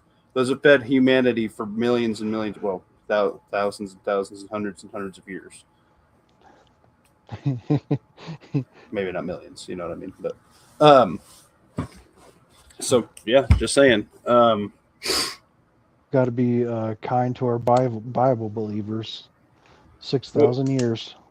Oh yeah, I mean, I'm there too, but anyway, I know it was a bit longer without taking breaks, but I'm just trying to knock this book out. I'm tired. I walked around today and it is humid. I sweated it a lot. Yeah. I don't like humidity. I give a lot for some rain or dry. You what? Like dry. I said I don't like being humid, but I'd give a lot for some rain right now. We're like super dry. Yeah, it rained a couple days ago, and now it's supposed to be 100 for like the next 3 days. So it is just miserable. We got two back-to-back Harvest is- really bad thunderstorms. Yeah, I would take a thunderstorm right now. It's crazy. Like I know so many people in the HVAC field. They're like, we have catastrophic failures on all kinds of buildings. My building can't keep up. It wasn't designed for this. We've had like 3 weeks of this miserable shit, and it's like I would have designed a building 125% above what it needed for capacity, and you guys designed it at 80% to run the 80% of the year normality. You didn't design it for the excessive heat, the excessive cold. That was stupid. Pat, don't dox me. Not in my immediate AO, but part of the state is the state of Arkansas is under like water conservation orders. It's the first time that's happened that I know of in my lifetime. Wow. That's It's what's funny yeah, 'cause- goats. I want to get some place that I can do goats. My son wants them Like- really bad. Every time I go through Arkansas, it's like flooded. Wow. Eastern through Eastern Arkansas, it's like almost always flooded. Because I remember I made a comment a while back about like, you guys should just start growing rice. You got so many flooded fields, and I think Lawfully's like, yeah, we make rice here. Right. Yeah, Chance. HVAC is a fickle thing, and if people don't want to fix it right and design it right, you're always going to have problems. The Delta region, like down along the Mississippi, is in Arkansas is like the largest producer of rice in the United States. You should be getting the hookup. Then you should be getting 100-pound bags for like $2. We feed the Chinese Oh, very good. rice and chicken. One more comment that was, I think, from more towards the beginning of when I came in. The council that they hold with all the sheriff and John and everyone else. Mhm. I think, like, you'd probably have to kick out the mayor.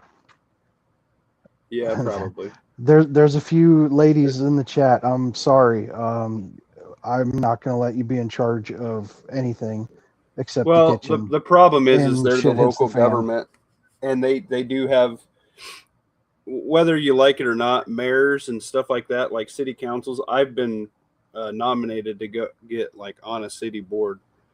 I don't want to because I don't have the time. The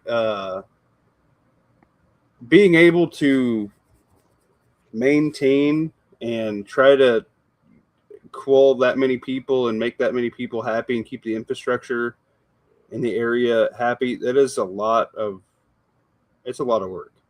So don't discount the mayor. I know where you're coming from, but honestly, if somebody's been a mayor once or twice, I think most places it's like consecutive. You can't go more than twice consecutive. You can get voted in again. Like my grandpa was a mayor, and it's a lot of freaking work, man. School board, same thing. If you're like everybody thinks like the big businesses and the big boomer businesses and the Fortune 500 companies and stuff, like they don't care about you, dude. If you have a company of just taking care of 100 people, it is a lot. There's a lot to it, and quite frankly, I don't really care to obtain that skill. So having people that have been doing it is an asset. Yeah, I agree with that. I'm coming at it from the male-female perspective. Yeah, And she was emotional. I understand where you're coming I'm from. not trying to be like sexist, but when things get bad, mommies want mommy, and it's Right. the whole left mentality of like that's why we're letting criminals out of jail and giving people 500 chances. And Right. I want to get this book knocked out because I want to talk about other things, and I got like 3 topics I want to hit. Also, I ate some 2022 of those tuna packets. I ate a lemon pepper one today, and I ate ranch one just fine. And then I ate some 2024 of those same kind of packaged Great Value pork from 2024. And it was not in Mylar. It's like the Great Value plastic stuff, and I'm still alive. So food goes past its best by date, just so you guys know. I've been trying to eat for lunch through some of my older prep stuff because I found that tote that I had missed in rotation. So for the most part, the best by date and even the sell by date, all those dates, it's just like for peak freshness and peak flavor. right. For the most part, if it And doesn't nutrition. stink, then it's probably okay to eat. Right. Probably. Voodoo Queen taught gardening and pressure canning to over 60 people in your area. That is absolutely amazing. I have taught a couple people how to can just water bath, and only one person that I taught does it. It's time consuming. It is a skill, and setting aside a weekend and knocking stuff out's what you need. Hopefully, I don't think I can do it this weekend, maybe Sunday, but I need to get a weekend where I put up some stuff. My tomatoes are starting to come in pretty good. My jalapenos are starting to take off. Finally, my garden has been absolute dog shit all year. You know how I did like a bunch of gardening videos last year? I'm not doing any gardening videos this year because, quite frankly, my garden is not doing good. And I don't know why, other than I didn't cut back this tree. I need to move it. Like where it's at it sucks for being a garden. I really need to take this tree out, but it's going to cost me like $6,000, and I don't want to do that right now.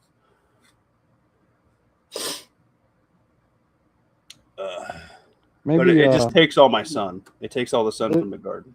Grab one of those long pole saws and just schwack a couple low branches. I do, and I've had R go off the roof. But it's right over my chickens. It's right over my garden, and it's right next to a power line. So I kind of can't trim right now while I got the garden up, and I got to kind of be careful. Like, we trimmed really, really good before we put the chicken coop in permanently. But, like, the tree just came back with a vengeance this year, and I hate it. If it's near the power lines, can you call the power company and ask them to come trim it back? They've already trimmed it. But the problem is it's not that side where my garden's at. I kind of don't give a shit about that side of it. But I kind of want to get it up before it breaks the slab in my garage. But I don't know. We'll see. Anyway, my problems. Prepping wise. So I don't know how much you guys caught. Let's go back to the medications. What do you guys think needs to happen? Do you delegate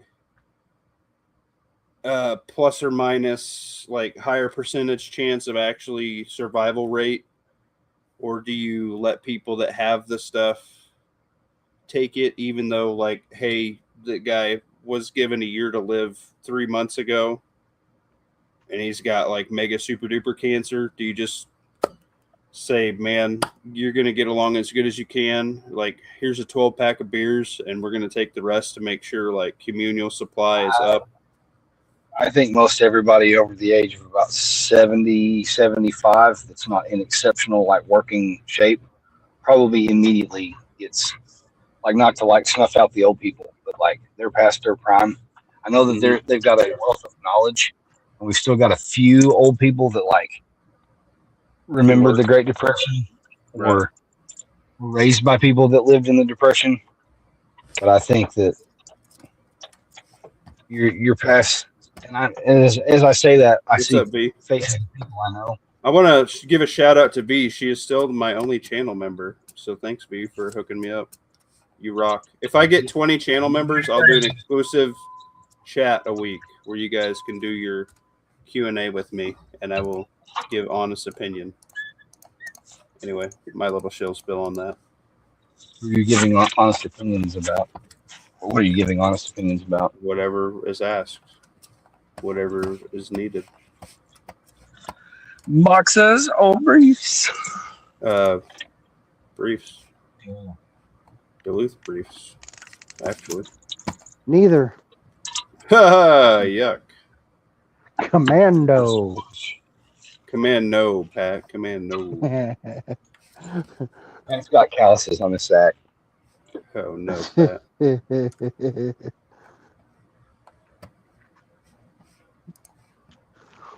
Just like two big knuckles. we're going to the Ren Fair next weekend, and I'm wearing a kilt. So, you know. Think of the children, Pat.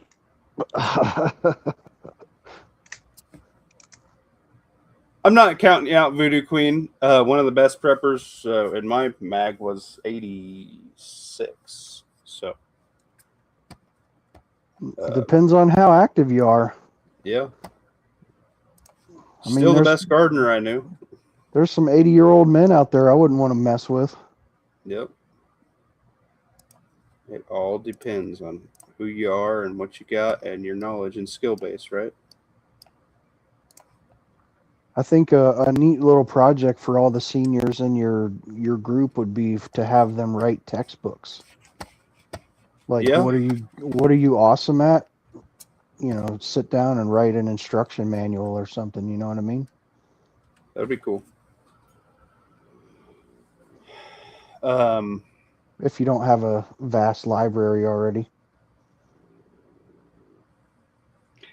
Yeah, that's where you get your elderly. Like, you got to get. Oh, I had this thought a second ago, but I was parking and letting Pat say his piece. You were asking like about medicines and all that stuff. That's where you try to make friends, whether they're actually in your mag or not. You try to make friends with a pharmacist because you're going to need to have, like, even beforehand, you really need to have an idea of how to taper off some of that medication that you can't quit cold turkey. Whether that be your like blood pressure medicine, your statins, that sort of stuff, or that be your psychotropic drugs or whatever that they were talking about when I tuned back in and listened before I jumped on. You know, talking about all I think the issue with that is like it's so regulated, and with the cameras and all the assistants and stuff. Dude, I'm not talking. Sorry. You can make a friend and he can tell you how to like taper off of it. That's what I'm talking about. I'm not trying to say you got to steal it shit. No, yeah, that's what I was getting at. Is I don't think most pharmacists are going to hand stuff out. That's the problem. No, it's going to run out. But you can make a game plan on what the there's a medical term for this. It's failing me now that I want to say it.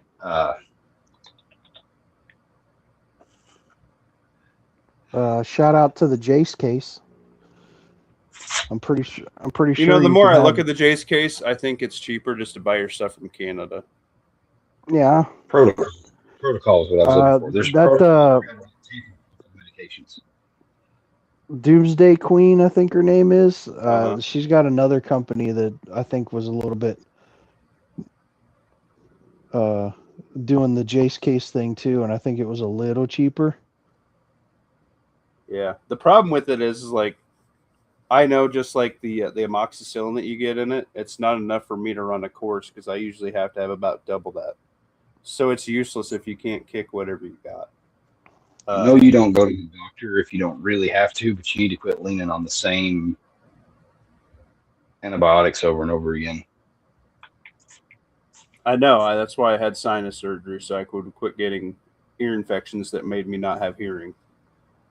That was not fun, but my sinus infections have been reduced drastically. But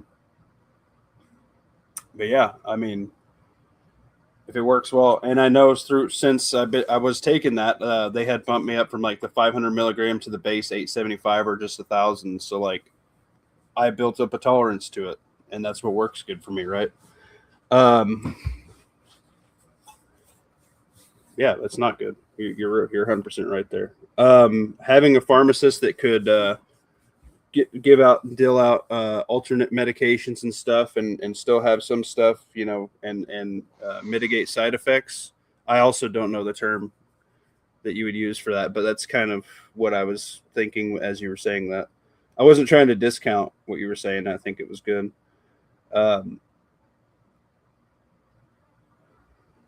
But yeah, if you know somebody that obviously is more versed in medication than you are, that's a huge plus, because you can, maybe you can't get the one pill you have, but these 2 or 3 pills together basically do it. And maybe you get the side effect that you're drowsy or, constipated or whatever, but you can live with that. Like that's a home run in SHTF when you can make what you have last longer and be more effective. Yeah, huge. Or a veterinarian can do the same thing, right? If you can use some of those meds. And not all meds are pills. I mean, injectables and stuff too. And then knowing whether or not if they can be okay refrigerated, non-refrigerated. Medication's big. And some shit really, if some meds expire, like some meds start becoming toxic to you. So knowing that, big. Like there's some stuff they say it expires, kind of like canned food. They have to put some kind of date on it, but some of it doesn't expire. Some of that shit gets deadly if you don't throw it away. So knowing that, huge. Tractor Supply is my friend. I agree. I love Tractor Supply. Lots of soup. Food will go further. Don't forget the Fisher-Sillen on Amazon. Yeah, they kind of tightened up on that. It's kind of harder to get in on the Amazon boat. But yeah, that was like the best. Just got to research your dosages and stuff like that. Yep. Gillis. The thing on like The Walking Dead where they're like, what was his name? Who's the dude with the mullet? Eugene. This one dude, that fat dude who was like an artist and kind of a ditzy left dude, kind of a dreamy dude who was a chef. He's like, oh, I can whip up this really good thing. And Eugene's like, no, we make stew. It feeds the most people for the least amount of food. It's the most calorie dense. We make stew. That's all we eat. It's also a way to more equitably spread like the protein and stuff. Yeah. Yeah, you get two ladles. If you get 3 pieces of meat, cool. If you get 1, sorry. Right, and you get the broth, and if you're doing it with the bones and stuff, you're getting some the bone broth, the collagen. Good. Is it eating a steak? No. Is it filling your belly with nutrients and it's going to make a turd every time? I'm allergic to amoxicillin and penicillin. Dom, BDG, that sucks, bro. Oh, you followed me on the gram too? Oh, thanks, B. Venison stew is fabulous. Yeah, I love stew, period. I eat the crap out of it in the winter. I could eat the same bowl of stew for lunch and dinner all week and be happy.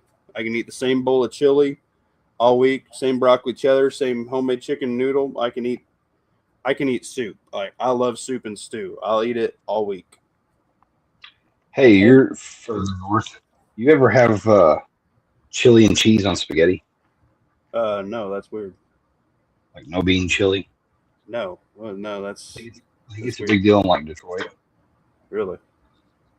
Around that area. Somebody in the comments will chime in. No, I always do leftover chili night. We'll either do chili dogs or we'll do like loaded baked potato. Because like leftovers are not super big in my household, but like I don't care. Like I can eat the same thing for a month and get over it, It's your autism.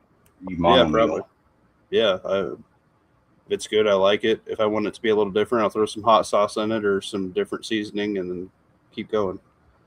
You ever put macaroni noodles in your chili? No, that would be like goulash or like your homemade hamburger helper. Yeah. I guess you could call it goulash, but we called it chili when I grew up. Oh. We had to stretch it out. Goulash is like peppers. A goulash is like macaroni with like Yeah, macaroni and some sort of meat. And, yeah, and then like Corn maybe and throw some potatoes. veg or whatever. Yeah, yeah. Tomato sauce. yeah, yeah. I mean, it's like Before- like spaghetti, like just like the spaghetti meat with a different noodle, and then kind of whatever veggies you have, kind of like a chef's salad, but with noodles. Before we hang it up for the night, I'd like to see. I don't know how many people are watching still. If anybody's heard of like a increased amount of rabies in their areas, Ooh, because I'm a little weirded out. There's a state park up this way with a lake that everyone swims at. And evidently, there's been 2 cases of rabid beavers. weird. I've never heard of that. And on the other side of me, there was a case of kittens. They found kittens with rabies. Huh. And, like, you hear about it once in a while, but, like, beavers and kittens, it's kind of weird, I thought. That's kind of weird. And then I remembered I listened to that lady on Joe Rogan. She's the biological warfare researcher that writes books about it. And she said that we caught a Middle Eastern woman that was married to some freaking jihadi. She came over here, went to like MIT or some shit to learn how to be a biologist, and they caught her trying to cross rabies and chickenpox. Uh-oh. Seems So, like a pretty bad combo. So rabies would be airborne. And I heard that interview, and like they caught this chick, but you know, that's just one. There's probably 47 other ones out there still working on it, and you know, got me to thinking. Interesting. I had not heard about that. Rabid beavers, you say? Yeah, Yes. Lawfully loves eating rabid beaver.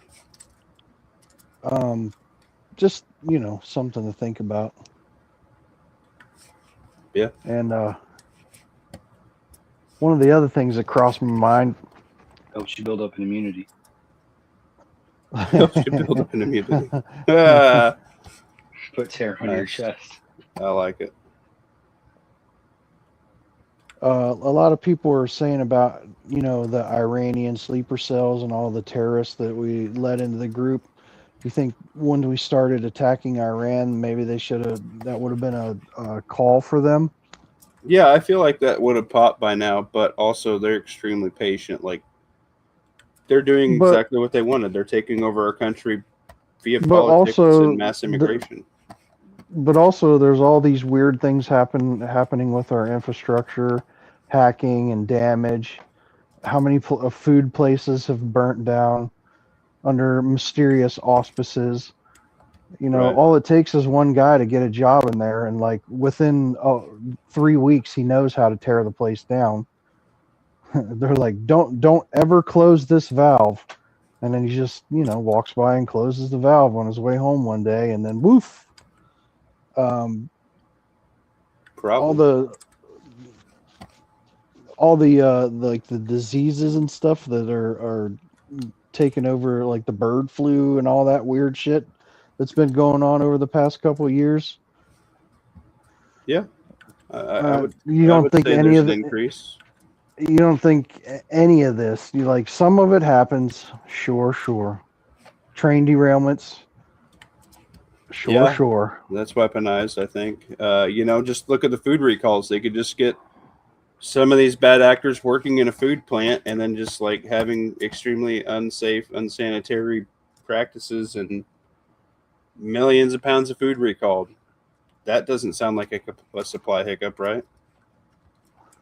Like, I'm not trying Definitely. to prove beyond a reasonable doubt here, but you know, can we get some reasonable suspicion that some of this stuff could be caused by them? Have either And of you guys gotten the spooky dookies from the lettuce? No, I have not. Thank goodness. Did you see the recall on all the Taylor Farms jalapeno products?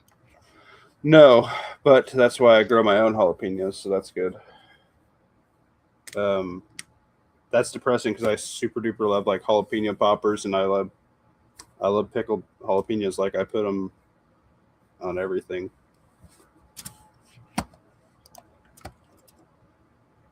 You were in Indiana listening to the old chat. I do mind sharing, if that's okay. I was near Indianapolis. How about that? I was within an hour of Indianapolis. Isn't that most of the state?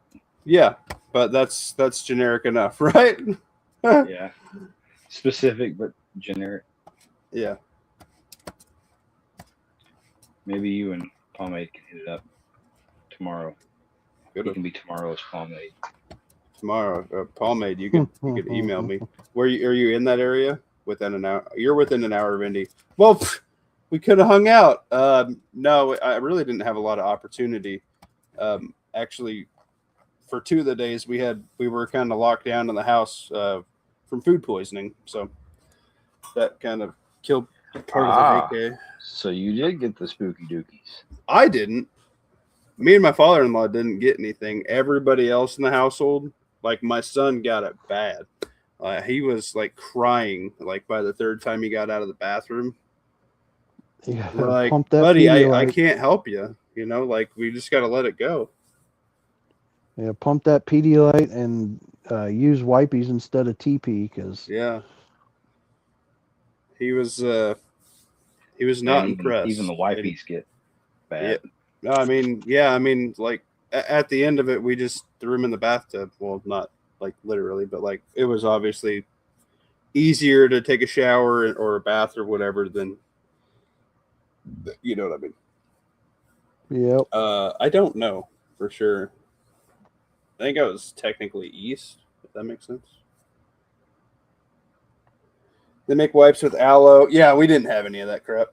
So water works good. Although we did have an interesting conversation. We went to a truck stop that had a whole bathroom of bidets. And my father-in-law, he was like, wow, like that's crazy. I can't believe they have all bidets. Yeah, and I was like, that's because of the foreigners that destroy the bathrooms. Like, this is literally cheaper for them to redo their entire freaking bathroom than to have the people spray out their butt cheek water, making a redneck bidet out of a bottle of water. And then the next gas station we stopped at, we were both in there taking a leak. And then I kind of did like the head thing. I was like, check that out. And then the guy threw away a bottle of water. And I said, don't go in that stall because you're going to be shit water everywhere. And sure enough, that was one of the nice ones. He actually threw his bottle away and didn't just throw it on the floor. I'm like, he's like, what is he doing with that? And I'm like, he's spraying out his butthole.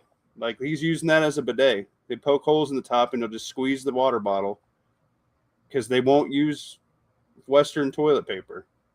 And they make a mess everywhere. Yeah. So that was fun. A lot of places have gone to putting like little trash cans in the stalls for them. They still won't fucking use them. They still throw them on the floor. Yeah, they're fucking gross. I think that's for the I followed a dude, like he came out of a stall and I went into the stall and there was a water bottle sitting on the back of the toilet and there was a trash can in the stall.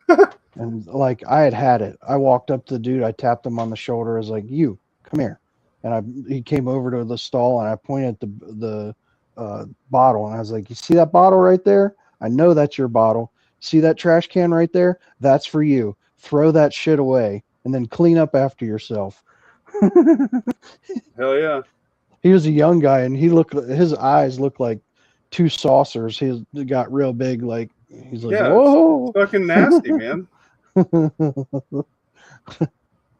Like if I catch him, company, I've been busy. Oh shit! Nice yesterday's pomade. Congratulations. Like if I catch him doing shit, I'll say something. Yeah. I probably shouldn't. I'm gonna get See, stabbed. that's or the problem. shot. Is like I don't want to run my mouth with my family around. You know what I mean? Like if it's just me, I'm a little bit more like this. Like this is me normally. Like this is how I talk at work. This is how I talk to You're a my little boss. more This is cavalier. yeah, but I don't want like my 4-year-old getting fucking shanked. You know what I mean? Like if somebody tries to shank me, they're just gonna get into the fat, and then I'm gonna drop about 3 hollow points through their fucking face. Like you know what I mean? Yeah, third world bullshit makes me irritated as well. It's messed up, man. And this country's like, I think it's designed like if you look at it, like everybody says, look at Europe and see what's happening. Like the woke culture came in and started dictating what you could and couldn't say, and then you just remained silent, and then stuff happened. Now, like the next implement comes where you have the migrant thing, and they're like, you can't, blah blah blah. They're migrants. Everybody deserves to blah blah blah. No, nobody deserves my tax dollars unless they've been here earning the tax dollars and get injured or something like that, or retired that they put in to the system. They don't get to come here and use our tax dollars for free housing, free food, free this, that, and the other, free public transportation, free medical. I'm sorry. If you haven't been here for that, you can't have any of it. There have been people here been working their whole lives. There's been people here that have been working 2 or 3 years and were in horrendous car wrecks and can't work anymore. There's been people here that worked their entire lives, couldn't retire. And let me just say, free CRS. What? Say that again. CRS is free. Free Dugan. Free them all. I don't know who Dugan is. Dugan Ashley. Carnicon. I also don't know who that is. That's early gun too. Nice. I can't help you if you don't know. Sorry, I'm illiterate. Yeah, he got rolled up in Missouri at his house back about a month and a half, 2 months ago. Oh shit. For explosives. For basically doing show and tell. That's but not having actual. You didn't have a show and tell license? Mm-mm. Wafa, you should. I need to talk to you off air. Just like that dude in Australia that had a whole gun room and a shooting range under his house, under that couch. Yeah. You know, if he would have kept his mouth shut, he would have been fine. But he was like, yo, check this out. And then everybody knew. Yeah. Putting enough information out. You know? That's why I had to quit showing. I had showed enough of my stuff on the internet, you know. Nobody needs to know.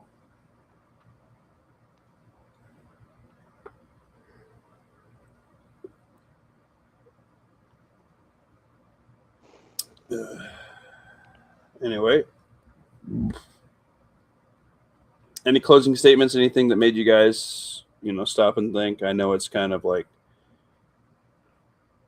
There's one more aspect to that whole thing that I was talking about, how the terrorist cells, doing small things. Like, we're all expecting some big, huge hurrah like 9/11 or something.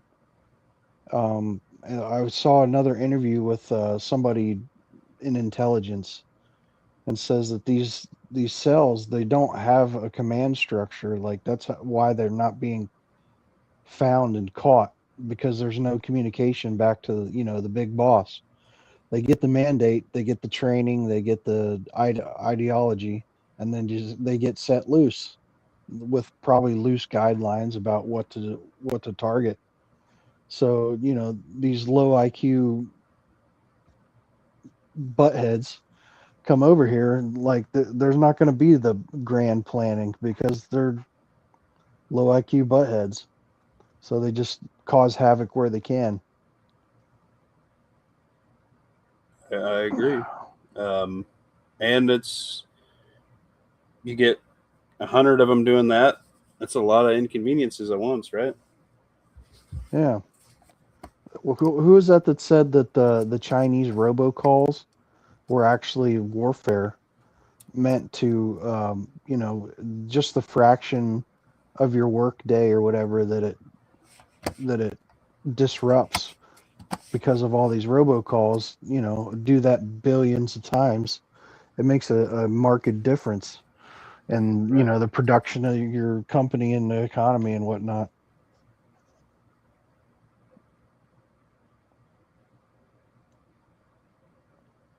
That's I don't like know where I super was going depressing. with that. No, it's like super. It's like a huge thing, and like just thinking about it, like they're taking jobs, they're taking tax benefits, they're wasting time, they're destroying infrastructure, just destroying bathrooms. Like that spreads a lot of diseases. They don't have all the immunizations that we have. Like the people that are like super 100% against any vaccinations, like measles and mumps are coming back because we didn't have this community of people going to our public schools for free, and they don't have any of these inoculations, and they protect it with their religion, but we can't.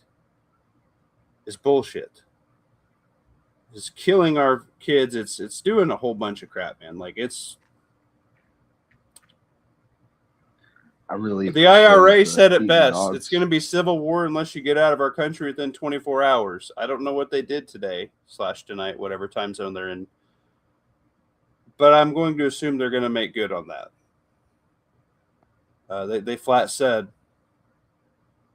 Muslim terrorists get out of our country in 24 hours. I don't know if you guys have seen any news on that or not.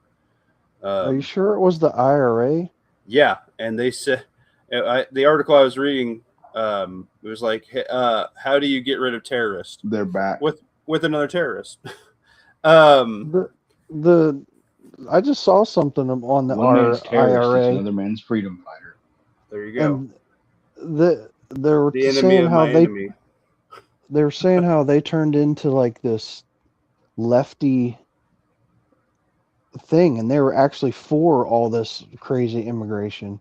I hope not. I can't think of the name of the group that they've like basically turned into, but they're all about the immigration. So that's weird. I might look into that before I go to bed. That is super depressing.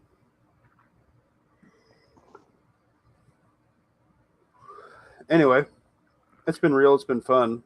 Eat the dogs first. I have recipes listed in the chat. It's been real and it's been fun, but I can't say it's been real fun. Really? I had a good time. I'm trying to knock this book out so we can. Let's get make on like a some bunch other of ducks and get the flock out of here. Right. This is the problem with the book is like my ADHD gets bored, and then I just want to do the next thing on my mind. Trying to knock the book out. There's no reason you can't take a break. Yeah, like it's nice because I'm getting some other stuff and some workouts in and some organization and whatnot, but it's time consuming regardless. So, all right, y'all, play nice, stay vigilant, get fit. Yeah, I wish. Get some range time in. Stack supplies. Yeah, range time is important. I am trying to squeeze that in. It's a perishable skill. Yeah, I need to squeeze that in. I'd rather you be good with little ammo than suck with lots of ammo. It's true. Don't do you no good to stack 10,000 rounds if you can't put the first 10 on target. Muffin Top and Friends out for now. Pat, any closing statements? Eat what you prep and prep what you eat. Y'all be nice. Nice. All right. Let's call this time.